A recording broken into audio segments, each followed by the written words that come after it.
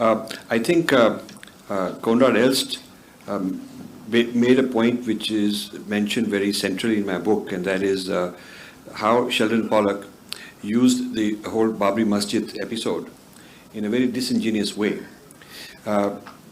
He mentioned, Konrad mentioned one disingenuous aspect, well, besides throwing him out of some Indology list, but the way he interpreted and misinterpreted the whole history of Ayodhya.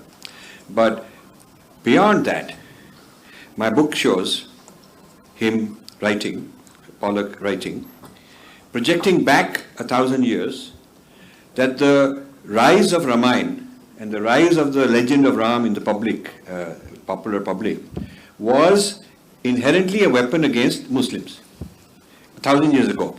So it's not only misinterpreting what happened in Ayodhya, some 20 whatever years ago, but also using that as his frame to kind of interpret the whole history of Ramayana 1,000 years back. His theory is, he's very clear on this, he writes quite a lot of times. His theory is that when the Turks were invading, say around 12th century and thereafter, Hindu kings needed a unifying grand narrative to rabble rouse the public against these invaders. And Ramayana became the accepted narrative where the king was divine, so the Hindu kings were the divine kings like Ram, and the idea of Ravan was projected, the Rakshas was projected upon the outsiders.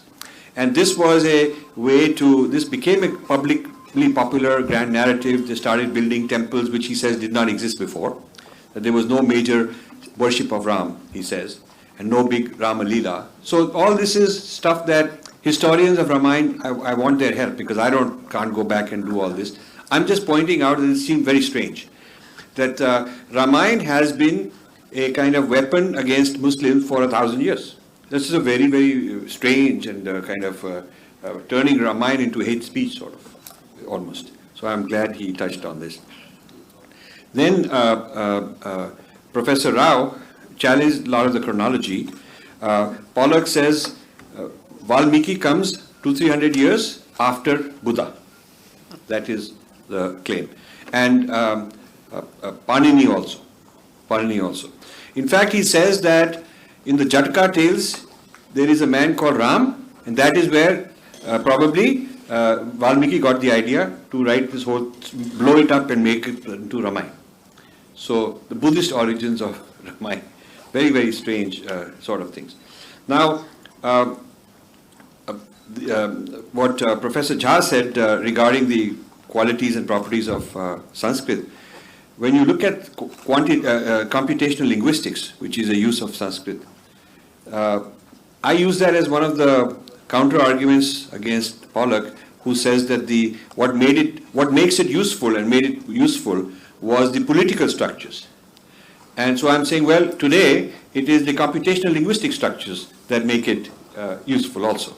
So practical things are being ignored because they are appropriating those and turning it into a kind of a political oppression tool, that sort of thing. The Murthy Library, which is Narayan Murthy's multi-million-dollar grant to Sheldon Pollock and his team, wants to translate 500 Indian texts.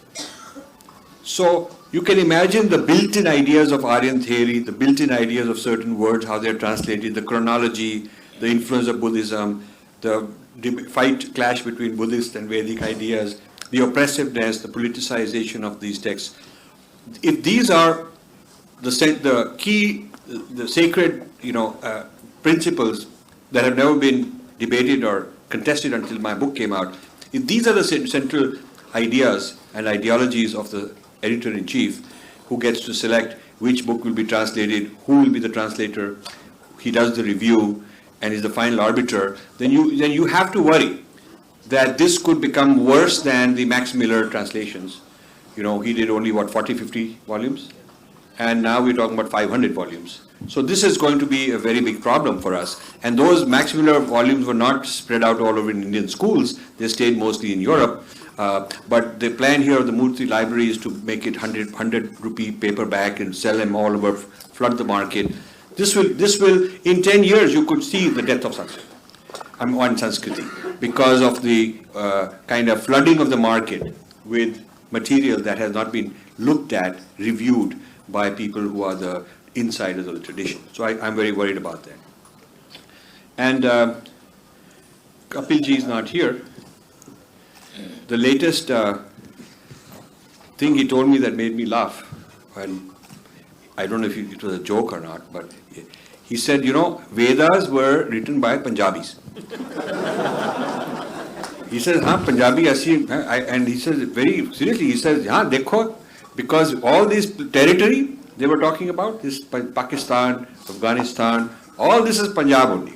So we should be very happy that we Punjabis wrote this Vedas. So I said, what you have to do is see if in the Vedas they mention Chola Bhatura. Then it will close the deal. That's how we have now got a project for JNU Sanskrit department to look for either Makki Roti or Chola Bhatura. Then deal is done. I really appreciate Devpriya's really catching on to this book, what it's all about. And I'm very glad that a young scholar, brilliant scholar like her, is on the case. And I'm hoping you'll be part of this home team. And I'll close by saying that the lecture tour I've been on for the last 2-3 weeks, went to Karnataka, Chennai, Tamil Nadu, Ahmedabad, Bombay before coming here yesterday. I was received very well by traditional scholars from Karnataka Sanskrit University and the leading Sanskrit university in Chennai, various Sanskrit departments run by the Swaminarayan scholars in Ramakrishna Mission and so on. And most of them, in fact, without exception, every one of them said that it is time we, the Indian traditional Sanskrit scholars, took this project, took this challenge of doing Purva Paksha and critique of Western Indologists. So if that happens, then my work will not have gone in vain, because that is all I want to happen. So now I have offers, now I have volunteers.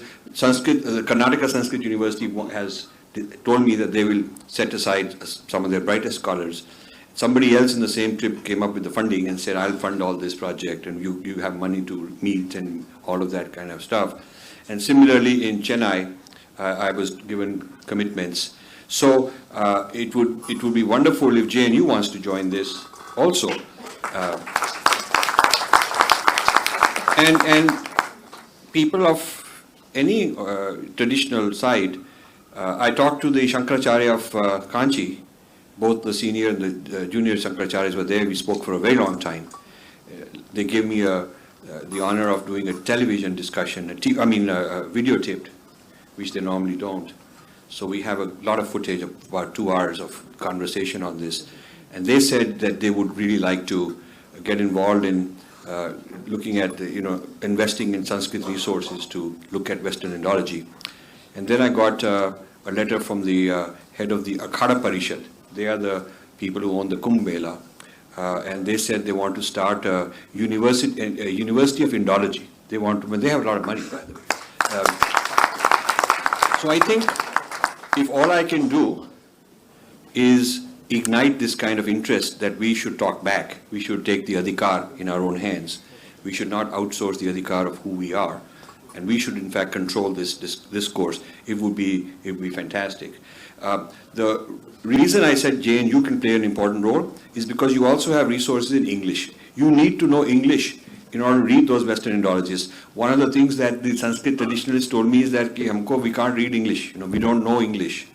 And especially English, which has been infused with Western philosophy and thought and history, very complicated language.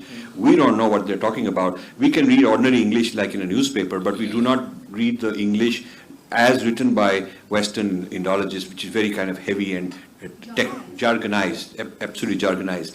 So all this alienates our own people from the study of ourselves. Because our traditional scholars, the best traditional scholars they brought to me in these universities, said, they said to me, if you can tell me what they are saying, I'll give you the answer. But I don't know what they're saying, because I had actually employed 2-3 traditional scholars who were very highly recommended. while I was writing this book, just to check things out. And I sent them soft copies of all their writings.